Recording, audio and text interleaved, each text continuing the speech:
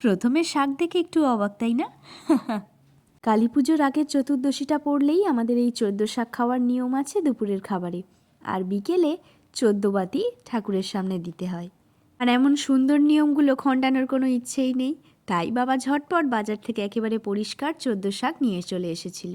চলো আগে দেখিয়ে নিয়ে আসি আমাদের বাড়ির সামনের প্যান্ডেলটা। এটা যদিও শ্মশানকালী, তবে মায়ের মুখটা যেন বড্ড মিষ্টি। মা যে রূপেই আসুক না কেন, যে রূপেই সে নামে বিচরণ করুক না কেন, সন্তানের কাছে মায়ের কোনো বিকল্প হয় না। এদিকে সন্ধে নামতেই সোজা চলে এলাম 14 বাতি দিতে। আর বাড়ির সকলে মিলে 14 বাতি দিয়ে ঠাকুরের সামনেটা যেন বড্ড ঝলমল করছিল।